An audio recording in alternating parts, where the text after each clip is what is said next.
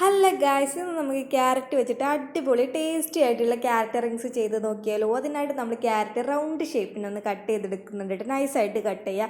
എന്നിട്ട് നമ്മൾ മിക്സിയുടെ ജാറിലോട്ട് ഇട്ടൊന്ന് ബ്ലെൻഡ് ചെയ്തെടുക്കുന്നുണ്ട്. ഒട്ടും തന്നെ വെള്ളം ചേർക്കേണ്ടിട്ട് നൈസായിട്ടായിരിക്കും നല്ലപോലെ ബ്ലെൻഡ് ആയിട്ട് കിട്ടും.